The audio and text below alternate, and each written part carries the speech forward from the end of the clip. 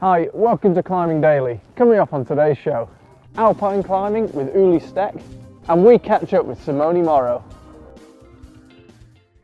The last time we spoke to Ueli Steck, he told us he was going to take things a bit easier this year, work on his rock climbing and go on holiday with his wife. Well, he doesn't seem to be sticking to his New Year's resolution. We've just found out that him and German climber Michi Wohlleben have enchained the three classic north faces of the Tre Cime di Lavaredo in the Dolomites. It all sounded a bit last minute, but Michi sent Ueli a text on the 11th of March suggesting the idea, and less than a week later they'd done it.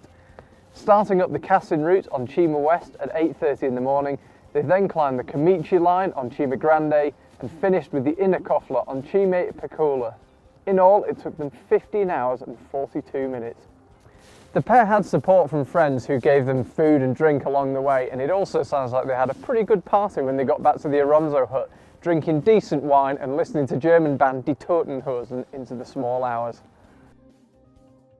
Up next, we caught up with another of Ueli's climbing partners, Simoni Moro, to ask him about his recent expedition trying to make the first winter ascent of Nanga Parbat. How are you, sir? Good! Simoni recently returned from his second unsuccessful attempt at a winter ascent of Nanga Parbat, where this year he was part of a North Face team with David Gottler. We had been unable to summit this year Nanga Parbat for several reasons. I think we choose the wrong climbing routes. The advantage of that route is that it is on the south side, so the sun usually hit from the base camp. But in the other side, we didn't evaluate that the base camp of the Rupal side is only 3,580 meters. And so there is nearly 5 kilometers vertical to climb. We had some good weather days, but this year was particularly cold. The combination between the temperature that was minus 40, minus 45, minus 50, and the wind dropped the temperature many times for many days above minus 70 degrees. We also had been not lucky when we had the good weather window, because when we decide, especially in the summit push, to move from Camp 1, 5,100, to Camp 3, 6,700, 800, in that particular day, the wind was blowing faster than the predicted forecast. So we arrived at the middle of this day climb, and we were in Camp 2, and we understood that was not possible to continue. We didn't have Camp 2 because we moved that tents and that camp higher.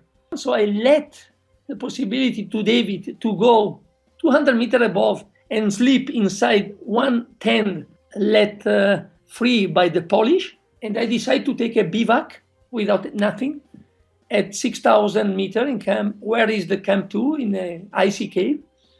There was some Poles, two Polish guys there. They offered me one sleeping bag, but it was so tiny. And they cooked something for me very gently, but they didn't wash the pot since 90 days.